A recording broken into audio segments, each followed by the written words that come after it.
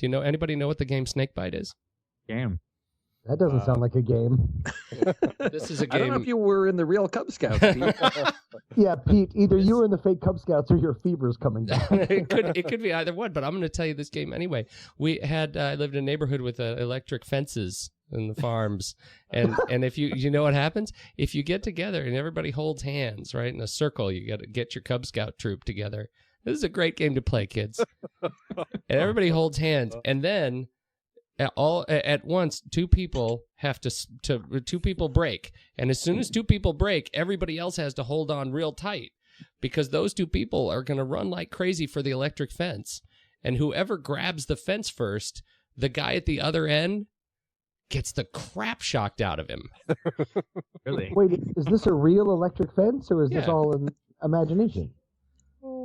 I don't play with a lot of imaginary electric fences. Why didn't you have any supervision? That game is terrible. No. What kind of Cub Scouts was that? Where was your leader? Or was he involved? He was the one on the end. That's right. Is this how you guys earned your pacemaker badge? Is that what you guys would do? Right? They said it was Cub Scouts, but their scoutmaster was just some guy under a bridge. He was a troll. Yeah. Wow. Well done, everybody. Oh, that's a fantastic game, That Peter. was a good. See, I told a story and you guys made a bit out of it. Not leading into leading into our movie tonight. Yeah. We, I am Pete Wright here with Andy Nelson. This Hello. the Next Reel Film Board. We are joined by the Film Board, and the Film Board is made up of who is here tonight. We have the fantastic. I'm just going by my avatars on my Skype screen right now. Chad Stoops. Yes, sir. Chad Stoops is here from Los Angeles. We have Mike Evans. Hello. God, it's got to be a new microphone. Very white. Man, Of the he's podcast. God. I just want to snuggle. With his voice. We have Steve Sarmento. Good evening. Steve, and we have a new voice, don't we? We have Tommy Handsome. That's me, Tommy Handsome. This Tommy. is my big break. Tom Metz, You another. finally made it. That's Yep. right. Thomas Metz from the heart of Sepulveda Boulevard. Exactly. It is a pleasure to be here. Thank you guys so much for having me. I love that we're now split up between. We've got two Angelinos. By Angelino is what we are. No. And we've got no. I've been by Angelino for a long time. Like that. And now, so we're Los Angeles, we're Phoenix, and Portland. I need to find another person here. That's right. In Portland, Yeah, we're tri-Phoenician, so Tri-Phoenician, that's right. it's like Tri-Phoenician, Biangelino, and Monoportlandia. Tonight we're going to be talking about Steven Soderbergh's latest film, Side Effects, which came out yesterday. Please let the judging begin now. Andy, why don't you kick us off? Let's kick us. Well, and possibly his last theatrical film, anyway. He 'cause said he has this one more crazy one coming up, right? Which is, I think it's an HBO film, The Liberace. Yeah. Yeah, with Michael Douglas and Matt Damon. So hopefully he won't go out on an HBO film. Hopefully he will make some other films afterward. But I don't know if he's just going into kind of the crazy land of wanting to go make wine like Coppola did or what. He's painting. Yeah, he's doing something. That's what he said. He wants to focus on his painting. Really? Well, you know, Yeah. when he's cranking 3 films out a year, maybe all he does is need to slow down a little bit. Maybe. Yeah. Because, I mean, he did Haywire at the beginning of last year. And then, wasn't there another one? Didn't he have one come out in the middle of last year? Or am I just being crazy? Magic Mike? Magic. Oh, yeah, Mike. Magic Mike. Magic Mike. Thank you. That Oh, was was it. that was him? Wow. Yeah, that was That's him what I dancing. call Mike Evans, by the way. Magic Why? Mike Evans. Why, thank you very much. No problem. Oh my God. You get more magical every time you speak. So back to Side Effects, though. I mean, I really enjoyed it. I enjoyed the surprise that I got out of it because I saw the trailer when it first came out, and then I hadn't seen the trailer since, and I kind of forgot what was in the trailer. And the movie came at me and really took me in a direction I wasn't expecting, and I quite enjoyed it. I thought as a solid filmmaker putting together a good film. I mean, I would say for Soderbergh, he put together a great B thriller, and I really enjoyed it. Okay. I mean, I agree with you. I think it took me in all 7 directions that I didn't expect. Yeah, repeatedly in a cycle. Come on, who's next? I would. I don't know if there's a seniority. Sorry, this is Tommy. Just jump in. If you don't, one of the things I knew absolutely nothing, which is incredibly rare for me. I knew absolutely nothing about the movie, nor had actually seen a real trailer or anything, just out of luck of the draw. And so when I was watching the movie, and I'll keep this spoiler free for now, I really kind of enjoyed, as I was talking to Pete earlier about tonight a little bit, just it's a kind of a character piece about someone a couple suffering through depression. Oh no, it's actually a real condemnation, or at least a debate about the pharmaceutical industry. Oh no, it's about something totally different. And it just keeps getting more and more crazy and layered. Having not known anything going into that, I loved that journey. If I knew anything going into it, or if I had known that it was being marketed as a thriller, I would feel differently. Interesting. And that's interesting, because my wife, who I saw it with, I told her, she went with me, and she was like, well, what's it about? And I said, well, I think it was a psychological thriller about a woman who starts taking pills because she's depressed or something, and then it takes her down a dark road. And she was kind of expecting that film, and because it wasn't that film, she ended up hating the movie. She was like, well, that wasn't at all what I was expecting it to be, and it just took me down a dark road that I really didn't want to go down, and it put me in a bad place. And so, I can see how not really, coming at it from what you're expecting it to be can all of a sudden turn it down a way that you're not wanting it to be. Sure. And you don't end up liking it, because she didn't like it. I really enjoyed the journey it took me on. I don't know. What about the rest of you folks? Well, I mean, I kind of went into it thinking, just from what was sort of, I don't think I saw the trailer, but just the little blurbs on the movie sites. I was expecting either something, sort of focused on, the result of the taking the drugs, or something on, how basically it was going to be like a mono-focused type movie. It was just going to be on her, like the lead actress, Emily, and whether or not, what was going on with her. And I remember thinking about halfway into the movie, I'm like, I don't know who I'm supposed to like or not like here anymore. I mean, like it literally was about halfway through the movie that it was like all bets are off. It's okay. Let's just I guess keep watching, because I have no idea. I mean, I really enjoyed it. So the summary being I really did enjoy it, and I thought it was had a lot of twists and had appropriate number. It wasn't overly complex, and it wasn't overly simplistic. I thought it was pretty good, pretty well balanced, and I enjoyed it immensely. I have to agree. This is Steve. I really enjoyed it. The opening shot. We get this scene.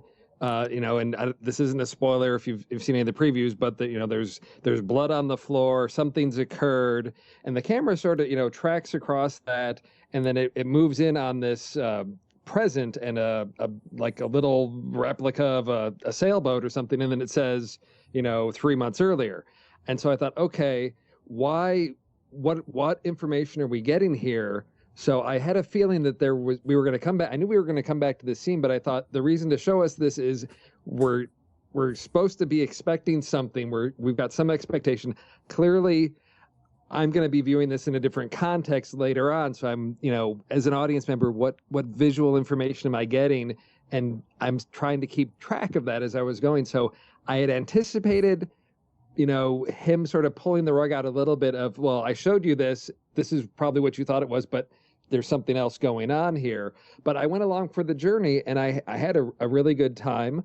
with the the whole story and where it went, and as it is his last film, I kind of, as I walked out, I thought, was he trying to tell us something? Was this an exploration of a genre? To me, if looking back in his filmography, I kind of categorize this with like Haywire and The Limey as these films that have this smaller feel. They delve really deep into character and story, and they're just really engaging. They're really entertaining. They're not the big Hollywood, Ocean's 11, thing, but a real detailed character study that has some really nice camera work to it, and it takes us on a really, for me, fulfilling journey. I so agree with Steve. Is that weird? No, you're not supposed Not to at do all. that. I know. I feel like I've totally failed everything that we stand for. That's because you're on a Blixa. It's because I am. Right now, I'm asleep. I think it's fair to say, to alert folks, that we are a spoiler-friendly show, and this movie is going to get spoiled heavily starting from this point on. Stabs her husband. She stabs her husband. She stabs her husband. And there we go. And her husband turns out to be a sled. That's right. Timely. Here's the thing is, and I totally, I agree with Steve. This is a fascinating film because I'm like Tom, and I think actually like most of you, I went into this film knowing nothing about it. I didn't see the trailer. I saw the one pill can change your life. I thought it was going to be more of a Limitless kind of a story. Yeah. And I think is that Limitless Problems? Yeah, no, Yes, this is exactly. I think this is not that movie. It didn't take very long. Steve, I don't know if you bring up the Ocean's movies sort of derogatorily, and I think I may be. Oh no, no. I really enjoy it. It's just a different type of storytelling that he does in those films as opposed to these. I think just even visually, the way the sort of vocabulary he uses to tell the story is very different in these, what I call sort of his small independent films, as opposed to the big blockbuster Hollywood films. Yeah. How would you compare those, if you don't mind me butting in? That was the whole question. That's exactly. Oh, I'm sorry. No. I'm so glad you said that, because that's well, you say it again. Why exactly do you guys like me so much? Wait, what was the question that I was re-asking? What is the visual difference between his, say, Haywire's and his Ocean's 11? Well, and I would add to that, what is it that makes this movie and those movies both uniquely Soderbergh? Right. Oh, is that a question for everybody? Well, okay, I'll give some examples here of just things that sort of stuck out in my mind. Going to the very end of the film, and this is not spoiler, but we have a scene between, and I'm going to blank out on character names. We've got Jude Law, there at the hospital, just talking to his patient, and both of them, there's a little discussion about what's going to happen next. And in both cases, when we cut to them, they're sort of leaned back, they're sort of out of focus, and they lean into a really tight focus. And both of them do that. And I thought, that's real interesting. And I think in that scene, he had put some medication down, and we're really close and tight, and that those little pills and that little cup are really large. And then he moves it out of the way. And it's just these really close, tight shots that are, just sort of creeping in. There's a scene, I think the first time she's in his office, the camera starts kind of high above her, so we can't really see her face. And as she starts telling her story, the camera moves down and to the right to sort of reveal more of her face as she's opening up, telling her story. So we see the camera really contributing to a lot of the character and storytelling, as opposed to Ocean's 11. I mean, there's camera work there, but I don't see it as used in the sense of contributing so much to the story, as opposed to as I see in side effects here. Sure, like giving the world and giving the slickness. Yes. Presenting the kind of attitude. Okay, sure, that makes a lot of sense. I think one of the things that I find interesting about the first of all, the use of close-ups obviously is throughout this film, and I like how you bring up the using the depth of field to allow the characters to move in and out of focus. He does that a lot in this film. And one of the things I liked so much about it is that it seems like, particularly when you look at Catherine Zeta-Jones's character, the relationship we have through the camera with her is distinctly different from the relationship we have with Jude Law. With her, it's always at an off angle, right? It's very rare that we see her straight on. It's very rare. Even when we first introduced to her, we're introduced from a very low angle and looking up as if we're in a hidden camera type of an environment, right? And that's very similar, I think, to Ocean's 11, which so much of the Vegas experience is captured by angles that are reminiscent of security cameras, and so much, I mean, maybe not of the actual dramatic work, but the montage work in those movies is done through the security camera, sort of high and oblique angles, and that's a very sort of a similar relationship we get with Catherine Zeta-Jones, and I think that ends up being very telling in the dramatic arc of this film as well, that she ends up being off kilter herself. Peter, and also to kind of piggyback on what you're saying, I think I'd like to call that the toddler shot. Down below. Like, what's going on? What's going on, mommy? That kind of thing. And just the kid that doesn't know what's going on is looking up. But I thought it was actually a good movie too. I haven't really said anything yet, but I think that it's. There were a lot of characters in the movie that were really I do think the camera played a great role in the film as sort of an individual character that sort of was its own, kind of was the truth throughout the entire thing that you could kind of follow if you didn't follow the film exactly. I think I had trouble following it at different parts because I had watched the preview once before, but I think what was hard for me is I felt like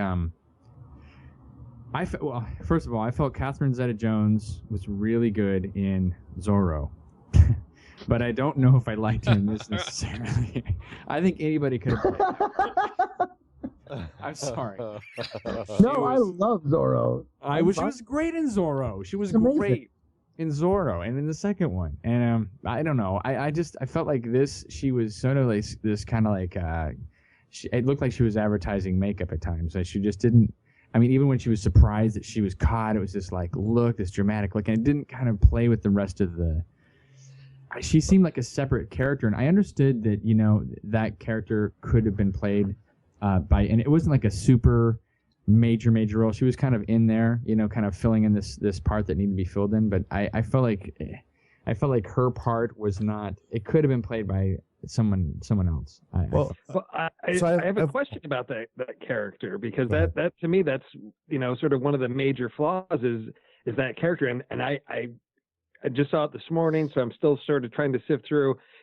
Chad, is it the performance or is it really that character and the fact that we don't get as much about her as we do a lot of the other characters, and there's some point where I feel like the way that character was written was sometimes like just shoehorned in to fill some plot points or to cover over some areas to facilitate some other things happening between other characters. I just didn't get a sense of her own purpose and role, but she was there for these other characters to respond and react to, or to provide motivation for them. Well, which makes her even. Go ahead.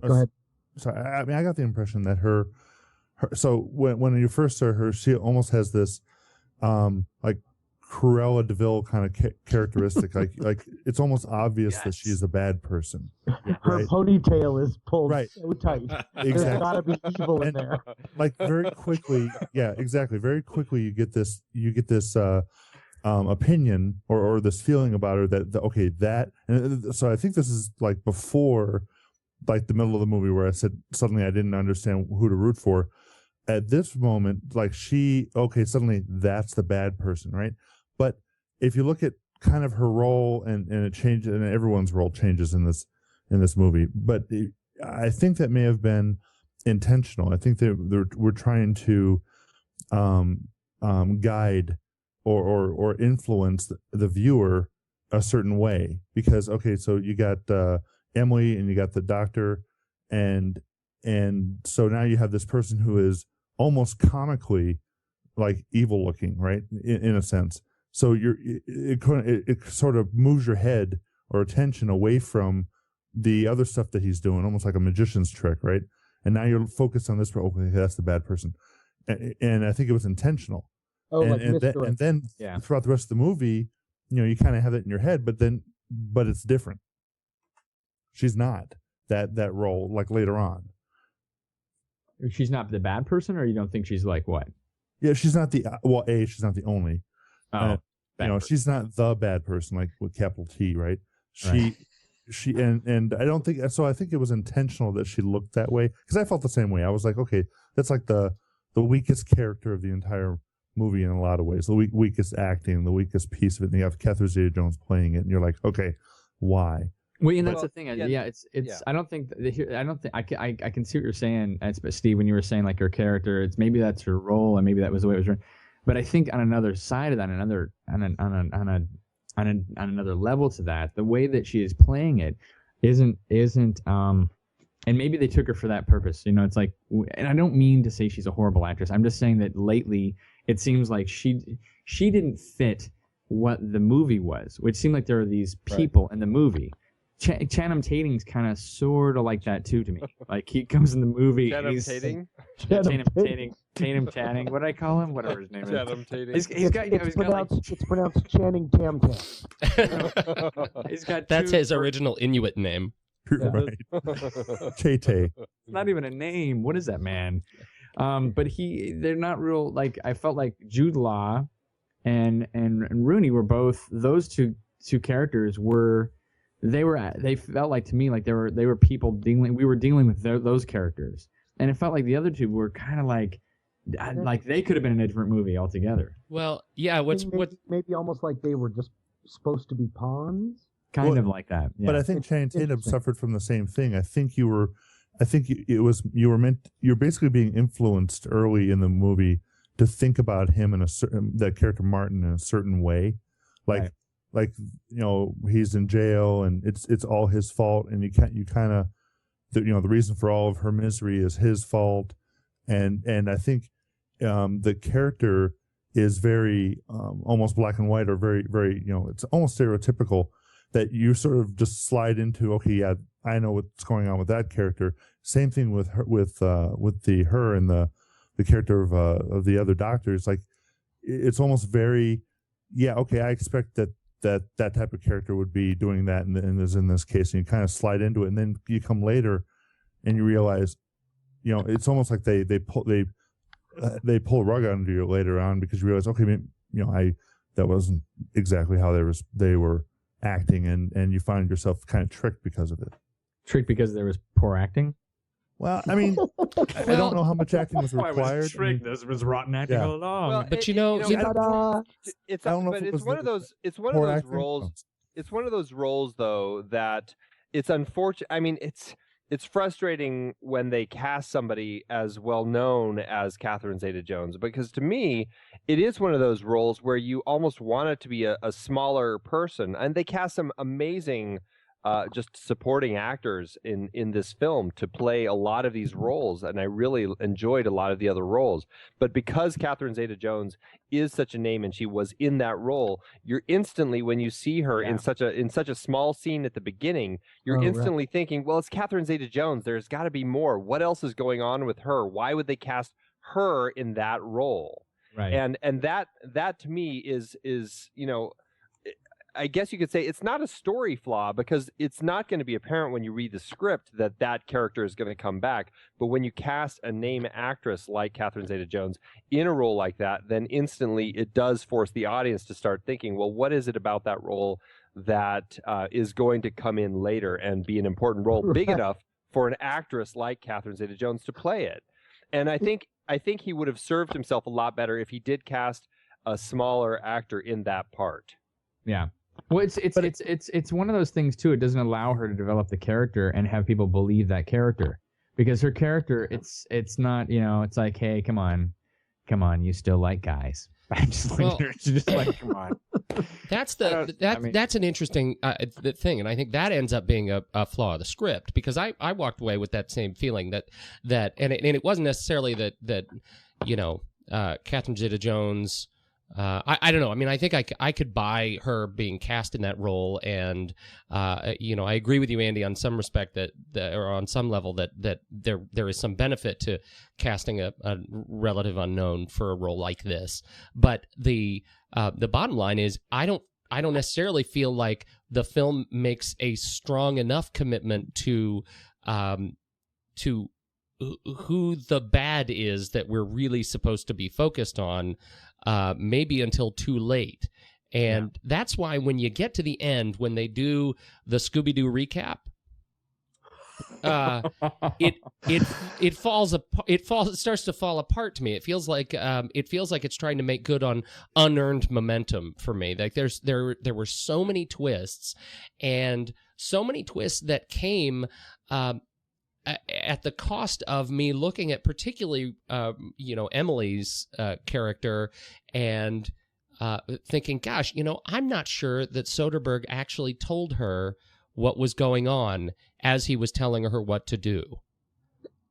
Like I didn't feel like when she puts the car into drive and rams it into the brick wall, there was no indication that she was doing anything sinister there. There was no indication apart from putting her seatbelt on that putting your seatbelt on did not seem to me like overtly sinister to me, and they kind of hung a flag on that too.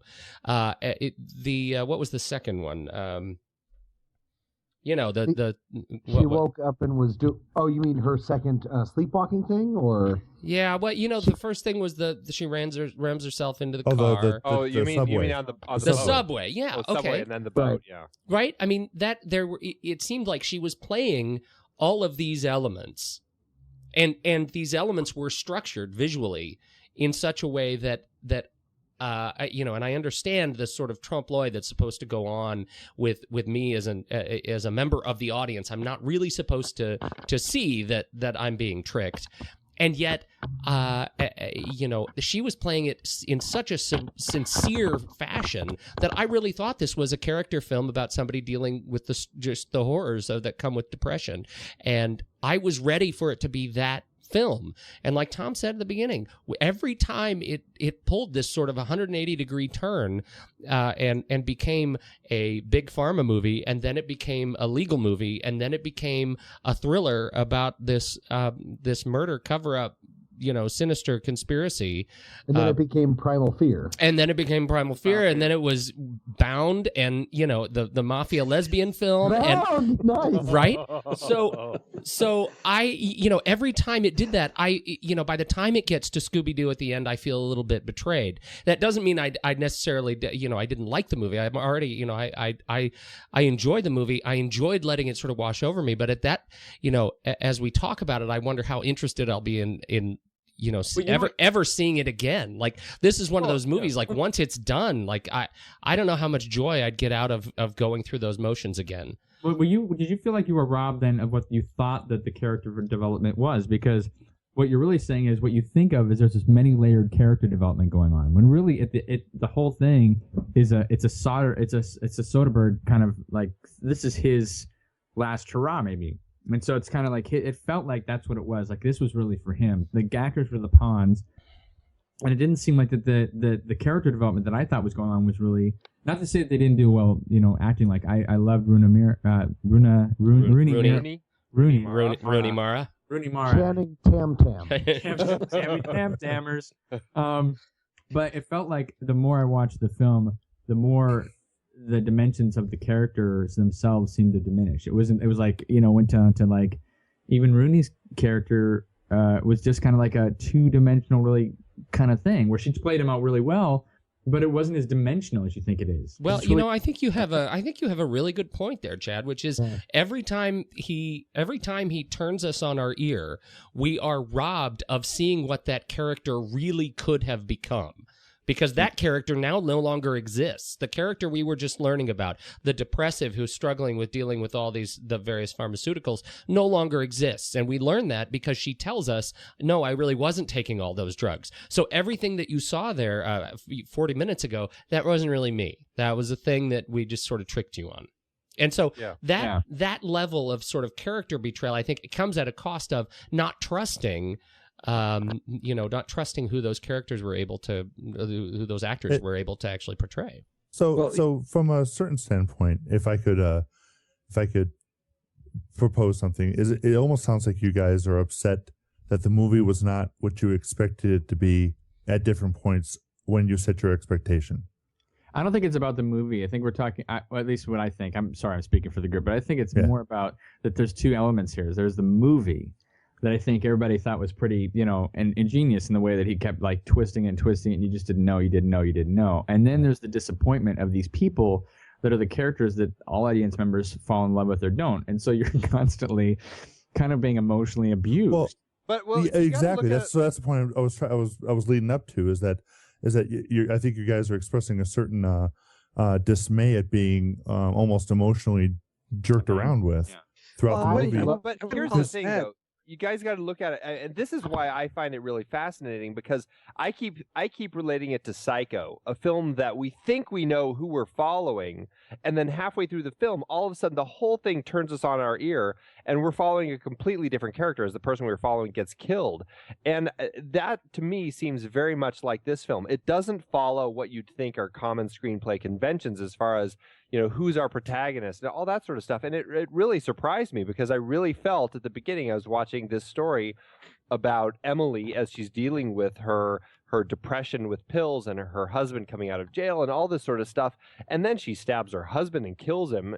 And everything just kept twisting after that point. And then all of a sudden, Jude Law, who, I liked his character, but I wasn't expecting him to end up being the protagonist for the rest of the film, turned into the protagonist. And I actually really enjoyed that. And then he turned into the antagonist again, and then the protagonist again. But I still really liked that they did that they chose to write this story that bucked all convention as far as what you were expecting in a script. And for me, yes, I did have some problems with how some of the characters actually ended up developing, but because of the nature of the story, I guess I just kind of dismissed that, and I took it for what it was, which was just a thriller where it was just a story designed in a way to just kind of keep turning on its ear and surprising me. And you're right, I didn't get connected to the characters as much as I would like to, because I never knew who I was supposed to, be connected to. But because of the nature of the story, I did enjoy what they did with the film, and I enjoyed the way that they played with my expectations. Okay.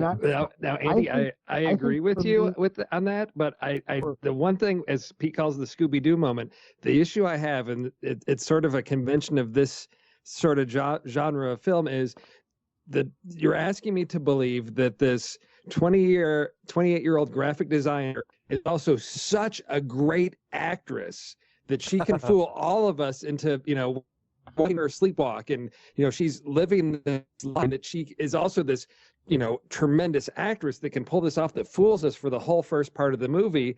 That's where I sort of feel cheated, because I love the twists, but it's that idea of, here's this person and we realize they're not who we were shown to be. Okay. Do I buy that she's also this, by spending a few, however long with the psychiatrist of, well, here's these attributes of a depression, and that by just, learning this, I can, fool everybody into believing I'm a really depressed person, and that she can pull that off. So the parallel I just picked up while you were saying that, right, is that it's almost the exact same thing that, like, when you were basically, and what I feel is that the viewer was basically filling in the expectations for a lot of the characters, Emily included. And I think what you found was in the system, the psychiatric system and all that type of stuff, they were doing the same thing for Emily. They were making assumptions and sort of filling in the gap.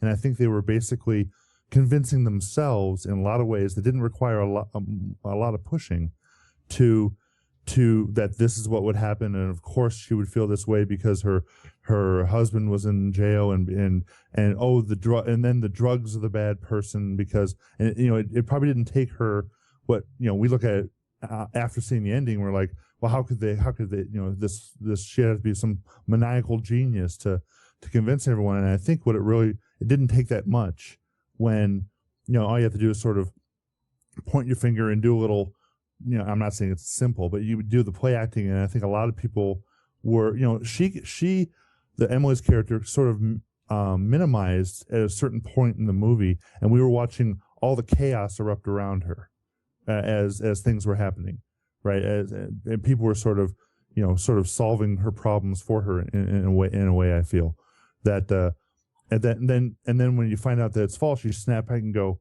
wait a minute, how did you do that? How was it that you were able to? And then that's where they tear you off in a different direction and show that she was actually driving the crazy bus. Well, thinking about Catalyst really quick, this is where I think, I don't know if you were going with, I think it was Steve that was talking with this at first, where you're going, I don't know if I believe her faking all this. I think what I thought about I think the one thing that got to me was when she was explaining her reasoning, like when it went to the Scooby-Doo moment, and she's talking about it, and she's talking about she had everything that she could possibly want, and then it was all taken away from her, like her husband went to jail. But then I thought, okay, wait a second. Like, this to me sounds like, what she did then, it was a huge leap for me for her to go from, I love my husband and everything about him, to, okay, the psychologist has fooled, or, convinced me that I'm now going to be this completely different person, to the point where I'll stab my husband when he comes back. And I don't even know how long he was gone, but he could have been gone more than 4 years. 4 years. Okay, 4 years. But even in 4 years, I was trying to make the connection with how she went from having all this stuff, having everything, to despising her husband and wanting to kill her, well, enough to kill him for the money. So you don't believe in the part where she says that it doesn't happen overnight. You find that anything bad that would happen to her, she finds herself blaming him, and so it's like the ability to kill her husband, evolves over many years. You don't make that choice right away. You make it over a series of. It's like this happens bad, and you blame it on him, and it seemed like such I stubbed my toe, and then blame it on him. And that for me personally felt like writing. Yeah, I kind of like that idea, but it doesn't feel human. It feels like. I guess you're right. Yeah. Well, okay, now, Chad, let's take that to the very end, and what Jude Law does is, where he's, and this is the question I had, is that final play that he makes of having her committed and say, no, you're this, schizophrenic, is that part of his play as his revenge for the ploy that's been played on him, or is it actually an accurate diagnosis that he's made based on what we've seen this character do, that she's this one person that's one way and has this traumatic life event and is able to become this really vindictive, person? Is that, a psychological condition that he's diagnosed at the end that sort of justifies the whole story? Or is it just, I'm going to be deceitful to get my revenge on you? And that was something I as I walked out, I was thinking, how do I take that? Because I thought about it could go either way, and maybe that's merits a repeated view to really see what is he just as deceptive and conniving, or is he really sticking to his guns as far as diagnosing his patient? That's really interesting. I had always assumed that it was just vindictive, especially because he's playing them against each other for so long. But that is, even if he is doing it vindictively, the idea of you bringing up, is he actually still doing a correct diagnosis, is fascinating. Honestly, because one of the things that gets a little bit buried in this film, which again I really did like, but the things that gets buried is the incredibly gray area involving psychotropic drugs, and how we're diagnosing what and for what, and how hard it is to, once you've convinced people you're crazy, how hard it is to convince people you're sane. It's much easier the other way around. Right. And just as a side note on that, I've got to say, if any shrink ever comes at me and says, "Hey, I've got this plan to make tons of money," it involves you getting locked up in a crazy house for a little while, but we'll make lots of money when I get you out. I will know that's a bad plan. Yeah, you've totally seen that movie. That's what this movie's about. Well, there's there's an interesting point. I mean, I think that's a fascinating point that Jude Law's character, first of all, just as an aside, makes a real, he makes a point of saying, here's a prescription for Thorazine. It's been around for years.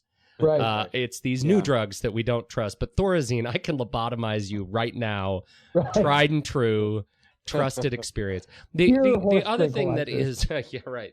The other thing that I think is really interesting about that point that just gets me thinking is the number of loose ends in Jude Law's character that they place throughout this film that we never get really resolved, and they all are involved in this other this other patient in those student days, and there was the illicit sexual accusations or accusations of illicit sexual conduct in the car, and just that he may have a kind of a dark side that we don't know whether or not we can trust this guy. That was sort of, I think, during character twist number 1782, when we actually were I think led down a path of not liking Jude Law, and I wonder how that stands up. Like when Steve brought this up at the end, is he really is he being a do-gooder at the end, or is he actually playing the cards? He may be playing these cards as sort of the evil alchemist that we never are quite sure he isn't. I didn't think he was a bad guy. I got the impression at the end he was almost like a middle of the road, like I'm going to have to do some stuff to clear my name, or I'm never going to get loose of this. I think at some point he made a determination. I'm going to have to control the situation and see it completely all the way out, or it's going to follow me forever. Punitive at the end there. He's pretty punitive, exactly. And isn't it interesting that you would make that description of him? Well, I would absolutely agree with that. I think he's a guy. He's just a normal guy who maybe has made some bad decisions, just like Channing Tatum's character. He was a normal guy who made some bad decisions in his job and ended up having to pay for it. Gets out of jail just trying to make good. And it's the women, man. Yeah. The women were dark from soup to nuts in this film. The dudes are just trying to make good. That's funny. You're right. Right? Gosh. So this movie is really about the women being crazy. That's what it is. Do you know what this is? This is an Adam and Eve tale. Oh my gosh! Right? Oh my gosh! Because how many of the women characters have been on medication in this film? We don't see any of the guy. Well, okay, Jude Law's on whatever Adderall, but yeah, every single woman. Emily's got all these people saying, "Oh yeah, I've been on this, or I've been on this, and this really helped me out." Right. Yeah, that's interesting, Pete. That You've got a lot of women that are emotionally unstable and need to take prescription meds to balance them out, and they're all. Well, and that was that's the one thing that I have to say really the whole, and I'm glad you mentioned Bound, because that's the first thing that popped up to mind. And then it went back to what I saw in the theater in the 80s. If any of you ever saw Death Trap with Michael Caine and Christopher Reeve, where it's like out of nowhere, it's like, really, what? And it was one of these things where I'm like, really, we're going to do this. Oh, okay. And it is, I remember all the backlash from Basic Instinct. Oh, well, lesbians are evil. And I'm like, oh, well, here it is again. And I thought, oh, gee, hopefully this country's come past that point of, getting all, up in arms about something the way particular types of people are portrayed in films. But it was something that I just felt like it's been done before. What did it really add to the story? I think Chad, you said it really. Catherine Zeta-Jones, her husband leaves her for a younger woman, so she's gonna just like, oh, okay, I'm into younger women now. That was one of the. Again, it comes back to that character of, this unstable. And I guess that's the question I had with regarding that doctor is how unstable was she? Because I don't get that sense of her. Emily, we see that she's manipulative, but this doctor, was she the evil mastermind? No. How unstable is she? Actually, and that there were a lot of are left out of the loop as far as how Jude Law manipulated her. Yeah. You know, that we didn't really get the sense of it. I don't know that we needed it to know exactly what deals and how he was manipulating her. But again, we didn't have that information. And it just made me wonder we don't know how he's motivating her to act certain ways. And again, it just felt like another empty shell of a character. Just to your point, I felt, at least at the end, the way they portrayed it was that Emily was controlling the female Dr. Siebert. Dr. Jones. Yeah, I mean, I got the impression that Emily was sort of had if you want to go back to that, the Bound reference, she had taken control of that personal situation, however, had convinced that doctor to sort of, take this, farther than it maybe. I think she was controlling. I mean, like I said, that's the way it portrays it in the Scooby-Doo reveals at the end. Even up until that point, before that point, I still thought Emily was a victim of something else. And I mean, if you look at it, female versus male pieces of this, the men were always the ones being sort of, they were trying to rescue somebody or trying to save somebody. The police officer that pulls her back from the thing, or the guy in the parking garage. I mean, she's manipulating. I guess even she manipulates a woman in the bathroom, but to fake it. But a lot of the times it's the men that sort of make the assumptions about what's going on and act, and then we find out later, oh hey, maybe that wasn't what was going on. I thought that Rooney did a really good job at playing this crazy character, but I felt that she wasn't given like Andy was saying, it's kind of like what the script was sort of designed to do, but I really feel like I wished that there was more to what she was doing, and really in the end the whole thing was that one thing, and that was really hard for me because she's such a great actress, and not that she didn't do a good job here, it felt like it was all sort of thrown out and in for the film, just so that the film would be able to say what it was going to say, whatever it was saying. But it just felt like Rooney was sort of like we were robbed of what we could have seen.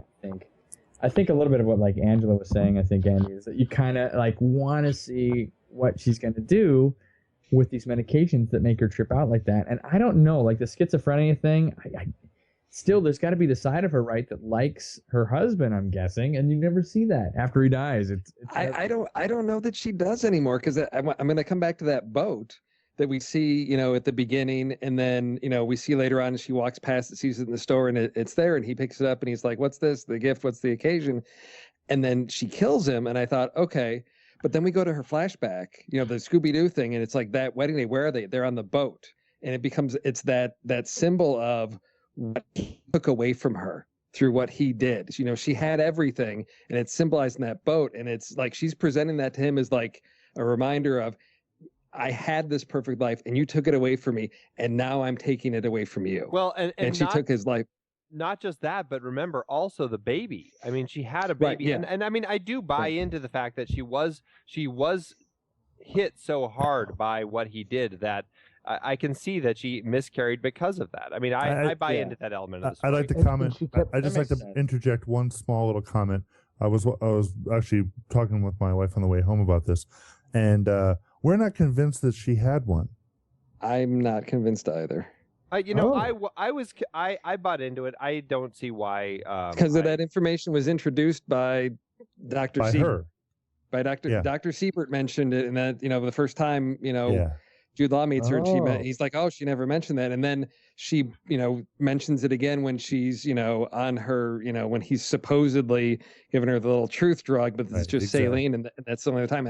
And I'm with you on that Mike. I'm not convinced that there was. And I'm like, well, wouldn't there be medical records? And Beth's like, well, no, she could have just done it at home. And I'm like, oh, so, I mean, because I was like, if she's the bad person, like she wouldn't put something out there that might be able to be disproved, but I guess there is a possibility that she never went to the hospital or whatever about it. So I'm like, okay.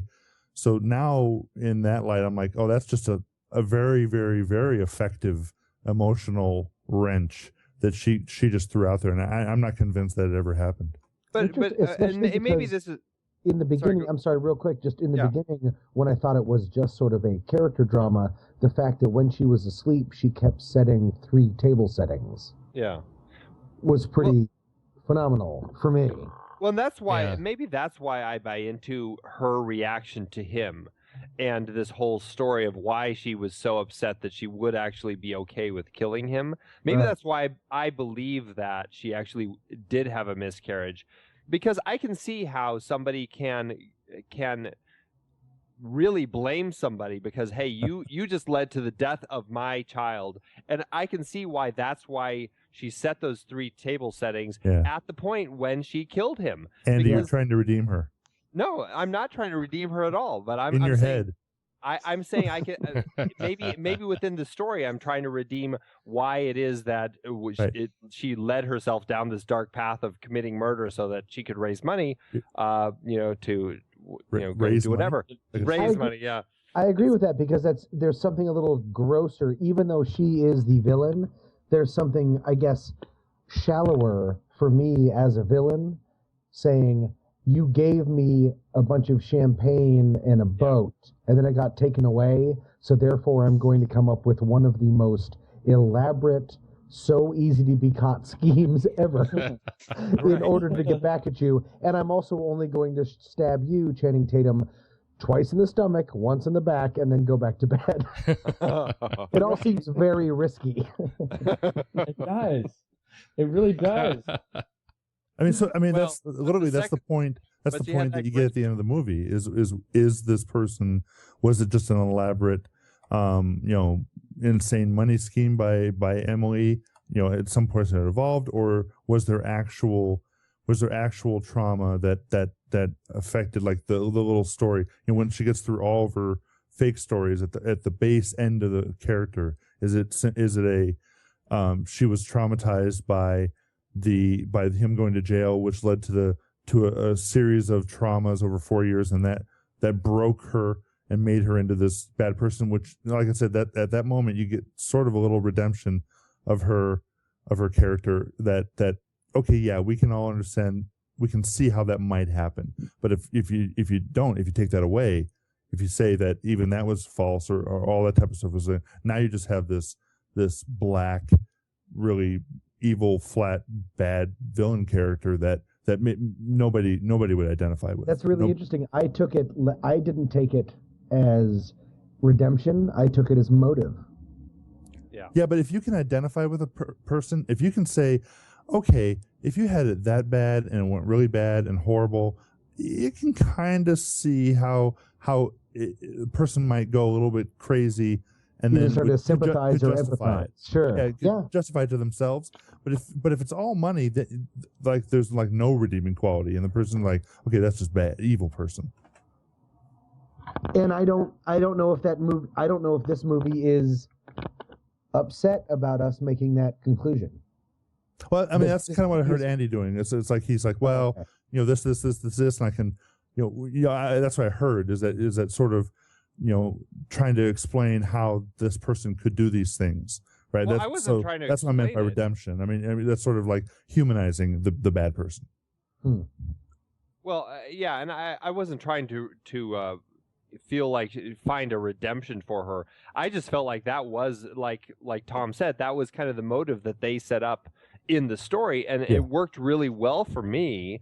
That this is a woman who lost her baby because of the crime that her husband committed, and because of that, it put her in a state of mind where she felt she was better off taking, getting back at him in the best way possible by taking his life because he took her baby's life. Right. And I mean, it's putting yourself in the mind of a murderer, and that's what stories do. Is they're able to, good stories I think are able to put you in the mind of the killer, and every actor knows that. Chad, you can attest to this, that and when you're acting a part, you have to be able to believe everything that you're playing, and I felt that she really bought into all of that, and the fact that she was setting 3 place settings, and everyone was asking her those questions, even though she never came to the answer, telling anybody, well, I set that 3rd place setting for the child. Actually, she does say that later on. But it really, for me, it worked. I enjoyed She did say that later on? Yeah, during her fake when she was drug. under the fake drug, yeah. Okay. Matt, But- whatever the name was. But see, part of me wonders if that's like trying to, I don't know, trying to justify the emotional output that you have with these characters that suddenly gets ripped and dumped on the floor. You know, or, or it's just something that I would say that you wouldn't necessarily get in a film of this genre that wasn't directed by Steven Soderbergh. right? Yeah, and I'm you know, my part is I'm left at the end of the movie not knowing which side she is. I mean, I know you feel like she was this trauma and it ends this way. I'm not so sure, but I'm not sure either way. But that's one. why I find it interesting is that it does put you in this place, because I can see it both ways. I can totally see your perspective that maybe there was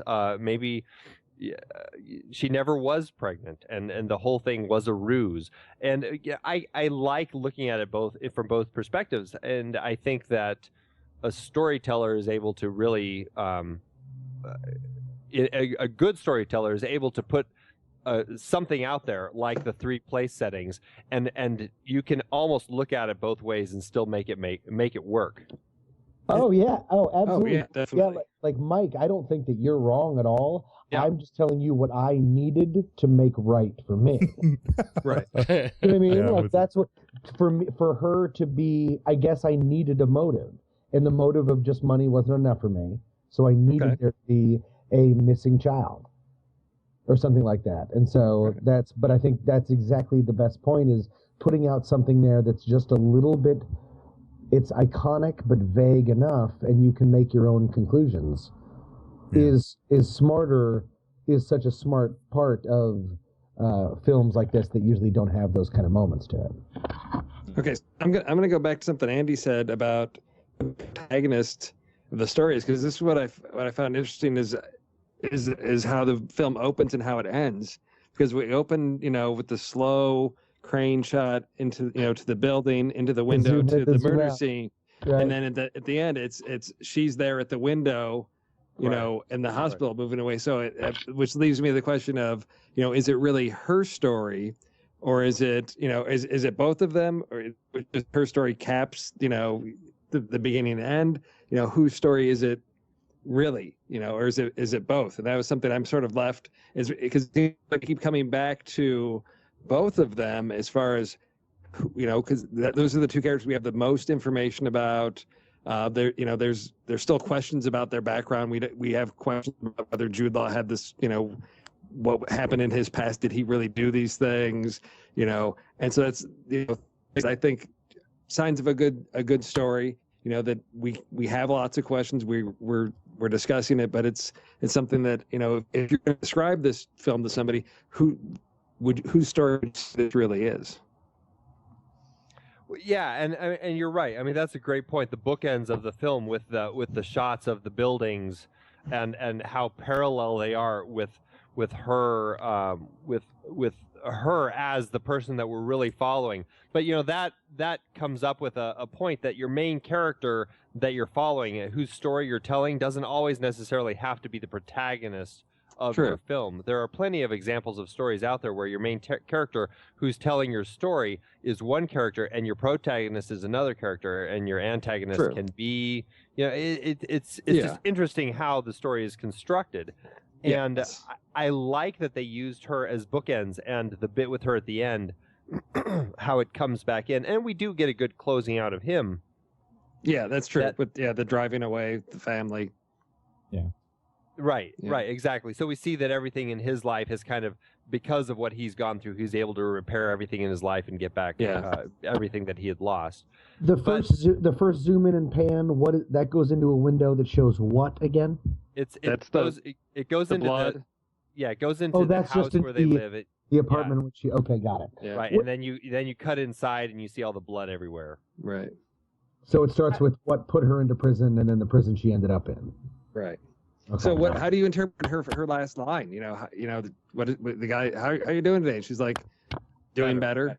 What? Sort of like. My wife and I debated about that. Was she really taking meds at that point, and she was just kind of like at a point where now she really was forced to take these meds and was kind of in a state where she's just basically numb to the world and doesn't know what's going on, so essentially she's better? Or was she like being really sarcastic and miserable and acknowledging the fact that she's pretty much screwed and she's stuck in this hole that she's essentially put herself in because like I said, you put yourself in the hands of a psychiatrist who said, no, really, trust me, I'm going to put you in a loony bin for a little while and we'll make a lot of money. And don't worry, I'll get you out. It's and then you're stuck there for the rest of your life. I mean, which maybe is what this movie is really trying to say, is that all psychiatrists are out for your money. Exactly. What? I remember. What? I remember thinking at one point in the movie that and it was the part where the doctor was Dr. Banks. His practice was starting to fall apart, and all the things were starting to come down around him. And there's this the two partners were yelling at him. The one female was basically telling him that he was insane, and looked like she was freaking out. And the other guy was like, I don't know what's going on, but here's this letter, and so you better move out. And I'm like, and with the Dr. Siebert, and I'm sitting there going, man, the psychiatrists are the least hinged people in the entire movie. At that moment, it's like these people are dealing with things worse than anybody. Like none of them are. I mean, in the span of movie time, the Dr. Banks goes from a family, everything right in the world, to guy trying to hit up friend for Adderall, like within like 2 minutes. Like I know it's like probably longer in the storyline, but literally he's falling apart like no time at all. Yeah, like full on like cold sweats, like. Yeah, I mean, he's almost like a junkie asking for a hit, like within 2 minutes, and you're like, these guys are not handling this at all. Well, that's why I really like the character of Deidre, his wife, who it's like she seems to be the most. The world is spinning. Everybody that we've encountered is just spinning out of control. She's like really rooted in reality, where it's like when he's like obsessive compulsive, and she's like, look, you got to let this go. I looked at it and I thought, wow, she's probably the only person that's sort of in the real world that's rational at this point. It was a nice touchstone of like to really give a sense of how far he had just gone up, because we're with him, like we're going to investigate, look at the crime scene and the car and all he this was stuff. one step away from whoa, that's he's way beyond. And it was a nice ability to say, okay, have a frame of reference, what he's doing is really going too far. Yeah, exactly. It lets you, because if you didn't have that, you would be completely where he is, and everything he says makes sense, and you would be just like you said, completely in his thing, and now you had that little thing going, okay, maybe, okay, wait a minute, hold on, maybe he's the crazy guy, okay, maybe he's literally unhinging. You could see it going the route of, what was that John Travolta movie where he was a lawyer trying to prove a case against some like big thing, and he lost everything in his life, but and he literally is like civil right. No, Mississippi Burning. It's one of the two. That's right. But it's that sort of thing, and you having her kind of come in to be, I don't know. I mean, it worked for me, but at the same time, it felt like that. What Tom said earlier. That was an example of writing. Like she really just always felt like that's all that she was there for. True. All right. So here's the thing: Are we gonna? Andy, do you have the flick chart up? No. Are we rating these? Yes, we are. What's a flick chart? You bet your sweet honey tookus we are. We're gonna have to go through and rank the rest of them. I know. Well, there are only 5 of them, right? 6. I don't think they could. All right, bring it up. All right. So, for those who should we have a totally new flick chart just for these? No, it'll take us forever to do. No. It's only 5. All right. Well, it's totally that's up to you. Do you want me to write a flick chart theme? So let me try it. Here we go. Flick chart. That might be Skyfall. Okay. Okay. Or any other Bond theme. It's so for those uninitiated, we're going to be ranking. Andy and I have developed a deep and intimate love for flickchart.com. And if you haven't visited flickchart.com, you should do so and look for the next reel. That's our account, right? Flickchart.com/the-next-reel. Correct. All right, and that's where we have ranked all of the movies that we've done on the show against one another, and so it is at once emotionally satisfying and deeply robbing, like soul-suckingly horrible to have to compare certain movies together when they come up, and you only get 10 as you rank them, and so Andy will call out the comparison, and you just have to go with your gut. Which one do you like better? How would you compare Side Effects with invariably Fifth Element, Kingdom of the Crystal Skull? Well, by Andy's chart, he likes Fifth Element more than a lot of movies. Obviously, there are a regular a lot of bad listener movies out there. As I recall, when I re-ranked that, it's pretty close to the bottom. So we have that. I would like to let's do the flick chart, and then let's do a closing round of 15 words or less from each of us. So begin your 15-word, preparing your 15-word summaries, and hopefully I have stalled enough for Andy to go ahead and bring up flip chart. All right. 15 words. So I don't know if everyone on the film board is as caught up with all of our of the movies we've talked about, but I'm assuming you are. So we're going to. What is that noise? Someone's ringing. The laughing? No, there's ringing. Oh no, that's in your head.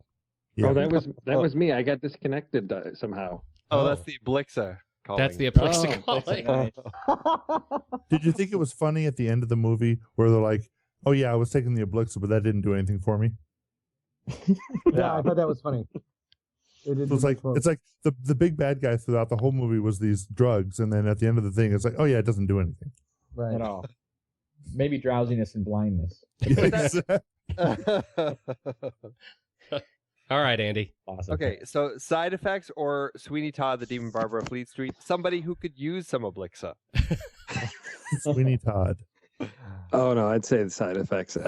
Sweeney Todd was not one of my favorites. What's awesome is we have a tiebreaker. I love it. Okay. I know, this is great because Pete and we just have to duke it out. I would go with Sweeney Todd for this one. I really enjoy that film. Anyone else? I love Sweeney Todd, and I have never seen it. I'm going to watch. What? I know, it's not fair. Wait, but I go with Sweeney. So Okay. Chad doesn't get to vote on this one. Then. Dang it. I've never seen it, so I'm going to pick I'm it. going to pick it. What is that? Well, because it just seems like a great movie, and I've seen the preview. Tom? Hey, it's his vote. He Side can vote Effects. however he wants. I want to vote. Tom, you're Tom, picking like for Side president. Effects. Tommy votes for Side Effects because I hate long titles. Oh, I see we have some very principled votes. It's an 8-word title. It is pretty lengthy. Yeah, You like enough. it and it. All right. What did you go with, Andy? You went with Sweeney I Todd? did Sweeney Todd. Man, I think I might. I think we don't have a tiebreaker because I think I was going to go. No, I'm going to go with Sweeney Todd. Oh, Yeah. Mike, what did you pick? I picked Sweeney Todd. And Steve, you picked Side Effects? Yes, I did. So I think we're at Sweeney Todd then. Sweeney Yeah, Todd. you are. Yeah, with Chad's deeply well-considered vote. It's not a competition, people. All right, Side Effects or Clute? I have not seen Clute. I saw Night Shift, and they talk about Clute in that movie. Remember? Okay. I have not seen Night Shift, so You have it with Michael Keaton? But Keaton? It's a Keaton classic. Come on. I was watching Clute instead. Sorry. And you're missing I'm- a gem. I'm gonna go Side Effects on this one. Believe that. I'm going to go Side Effects as well. I'll go with Side Effects. wait, Anyone else? Michael Keaton was included. Yeah, he was. And I think Night Shift. I go with Night Shift. To be honest, I haven't seen Clute, so I'm going to have to vote Radio, starring whatever that guy. All right, Side Effects takes it. Side Effects or Prometheus? Ooh, Prometheus. What? I'll do Prometheus. Prometheus as well. Gosh, I don't know. I may take back what I was just saying. I may go Side Effects because Prometheus I had so many problems with, and I have problems with Side Effects that I enjoy. I really enjoyed everything about Side Effects, whereas Prometheus made me really hate it because of the problems I had. Yes. Yeah. The problems that I had with Side Effects, I was fine with. The problems with Prometheus wanted me to punch the movie in the face. That's right. I want to punch myself and anyone near me in the neck. I wanted to punch Pete so hard. I did too. Yeah, so Tommy votes Side Effects. All right, so we got 3 for Side Effects. Side Effects. Yeah, I'm gonna go with Side. I just watched Prometheus, I think 2 weeks ago, and I'm gonna lean with Side Effects on this one. Right. I'm staying with Prometheus. All right, Chad. I go with Side Effects. All right, sorry, Mike, you're out on this one. No, it's not a competition. Oh, I can't do this one. What is it? Go do it. Oh, I can't. Andy. What's on the line? Come on, man. Be principled. Well, Andy. it's because it's a movie that Pete and I recorded and we haven't put online yet. Oh. Well, then you can both All right, abstain. we'll just do it. Side Effects and Midnight Run. Midnight Run? Are you kidding? I haven't even seen it. I gotta see that one. I really do. Is it good? I haven't seen Midnight Run either. I'm ashamed to say. Hey, who's that? Is that Tom? No, it's Steve. I'm sorry. It's one that I just never got around to seeing. Let's see it. Well, you're because I have a thing against Charles Grodin. Sorry. You'll have to watch it because Pete and I are going to talk about it soon. I'm sorry. You have a thing against Charles Grodin? Who has a thing against Charles Grodin? The answer is Beethoven the dog. Or Clifford. No, that's a good. Yeah. All large dogs. Excellent. I'm gonna say Side Effects though. I'm gonna say Side Effects. I got to say Midnight Run on this one. Ooh. No, I think we know how that episode's gonna go. Tommy says Midnight Run. It's Midnight Run. It's like I know it's genius. I love Midnight Run. All right, so that's 2 for Midnight Run. Was it 3 for Side Effects? Yeah. And then Chad, you're out because you haven't seen. Oh no, Chad said Midnight Run. Steve's out because I haven't seen it. Steve and Chad haven't seen it, so actually we've. Chad, Midnight Run. No, but I really want to, so that counts. Okay, and I did see clips on YouTube where they show you like a 3-minute clip, and I've seen 9 of those. So that's easily, yeah, okay. I don't know. We're at 2 and 2, and that's Chad's. I don't know. Are we using that as something to? Come on. You have to vote. Come on, it's real. All right, Andy, you're running the mouse. And the mouse just clicked Midnight Run. Okay. Side Effects or the game? Oh, that's right. This just got real. Yes. 1,000 parts the game. Because that's at least in the same genre, I would say. Yeah. The game. This is me and Steve and Chad and Mike. We all vote the game. That was pretty good, right? It was really amazing. I'm gonna vote the game. Nice. Well played. Side game. I literally almost voted Side Effects, but I'm going to say the game. Definitely the game. The game. All right, I think it's the game on this one. Oh, yes. Fincher takes it. Side Effects or The Natural? The Natural. The Natural. Why even? Yeah, it's a classic. That's a classic. Because that's definitely one I'll watch again. So The Natural on this one. Is that how you're doing it? Because that's how I'm doing it. Did anybody pick Side Effects on that one? I did because I don't like sports. Oh, this movie's not about sports. You're not about sports. I'm not about sports. I know I'm not about watching all the movies that I should be watching, like Midnight Run. I should watch. I know you just keep watching, Caddyshack over and over again. I know. Tell you what, Chad, we'll start our own podcast and watch all the movies that we haven't seen. That's right. We haven't seen. All right, what's all right, next? So we're done. Side Effects is 43 on Flick Charts. 43 out of 67.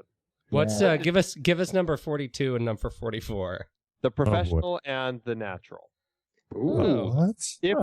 If we were ranking this on 5 stars, it would be 2 out of 5. It would be 36 out of 100. I reject your math.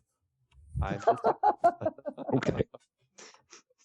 Something is wrong. We just said I concur that The on Natural was rejection. better. Yeah. How could The Natural How be did The below? Natural lose? No, All I right. wasn't saying that. The Natural was above it, and The Professional was below it. Oh. Right. Barely. This film board presentation brought to you by Flickchart. We should be so lucky. Oh. All right, let's go around the horn. Let's do our 15-word or haiku last words. I didn't prepare for haiku. I think that means you're first. Amazing thriller, twist in the middle, sad ending. That's That's a haiku if I ever heard. That's pretty close. It's a haiku in spirit, certainly. Haiku inspired. But you were moved by this film, is what you're saying. Yes, I was moved, and I enjoyed it immensely. All right. Steve. I enjoyed this film.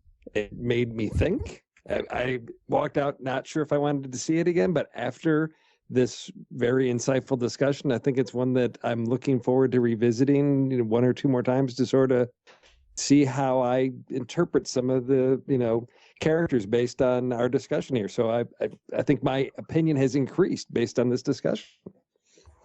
Wait a minute, I thought this was 15 words.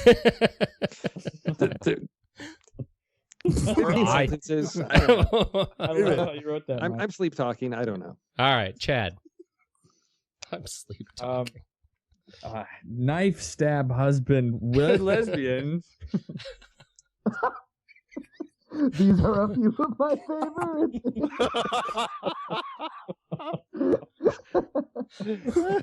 Oh my god. I don't know. I mean, they made Ghostbusters and a couple other movies that I did like into cartoons.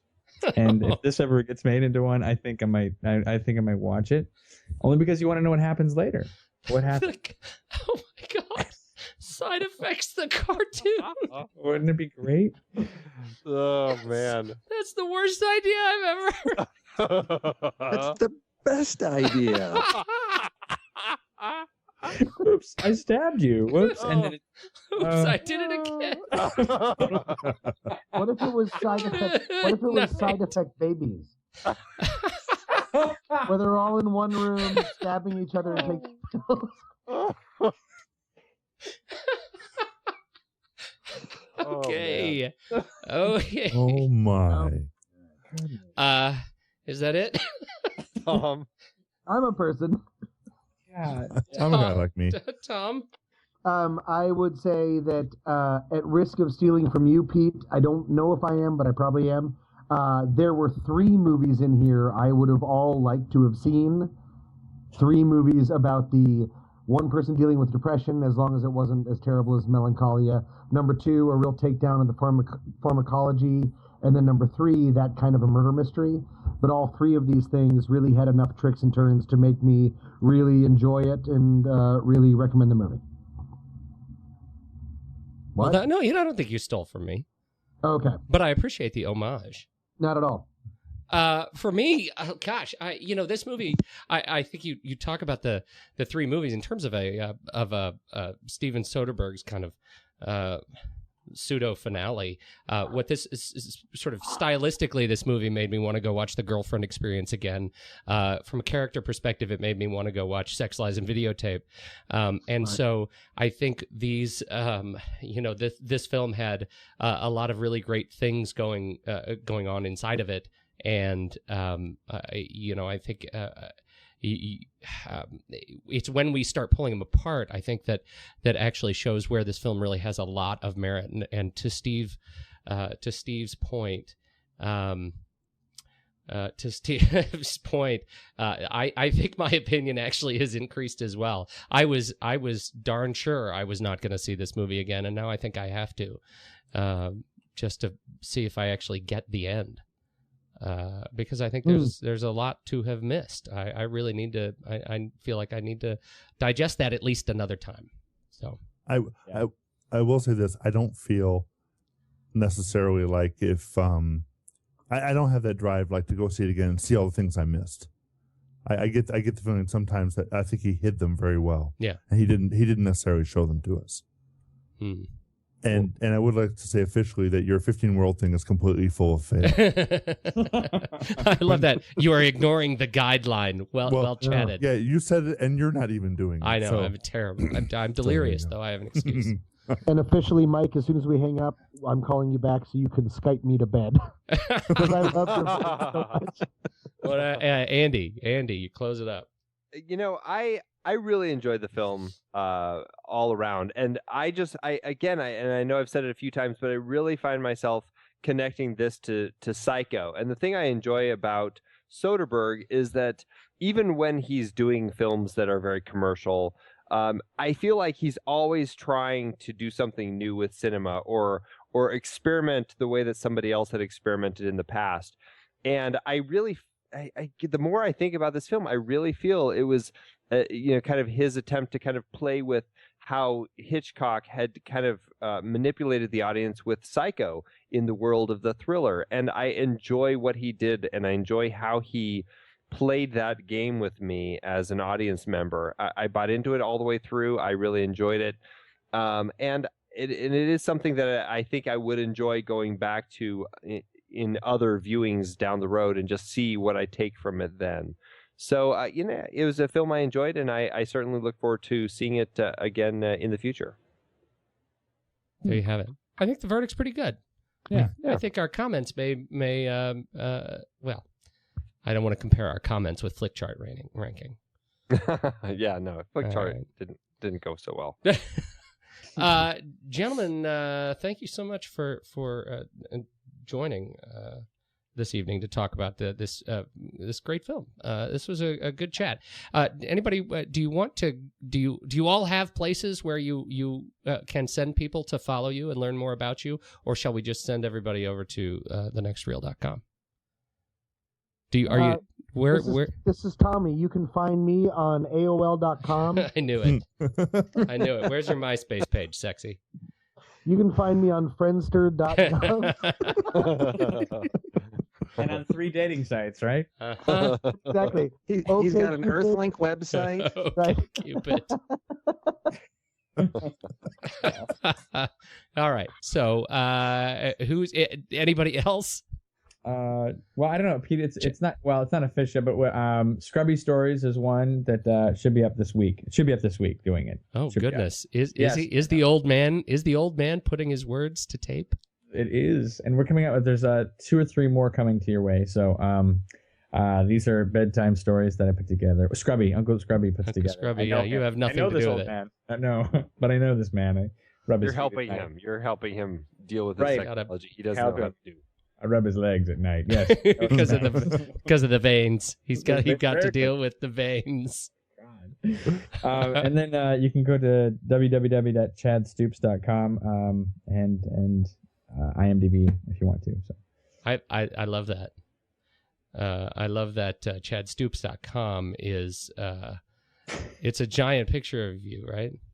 Is it a picture of me, or is it me upside down? It's you upside down. That's what it is. Reading the paper. Right. Oh, it's my favorite. All right. So let's see. Tom, is it okay, Cupid? Do you have any other place, Tom, that you want to send people?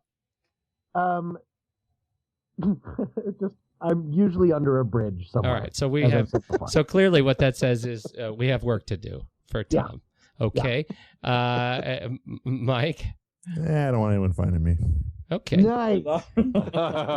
Don't believe it. He's under Uber me veins. Yeah, but nobody can pronounce it right, so they'll never find me. That's Mike, right. People are going to search for you now. You're going to have stalkers. Uber me veins. Yes. You'll not find anything worth your time. Mike, your voice has been up my nose all night. It resides there in my cavity. It's awesome.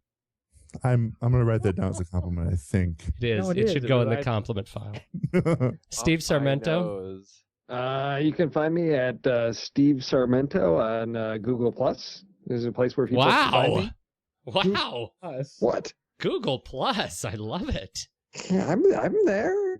occasionally sending out movie-related things like the hit by a bus supercut, 12 minutes of people getting hit by buses for films. You are a fount of pop culture wisdom. I am also on IMDb, I believe.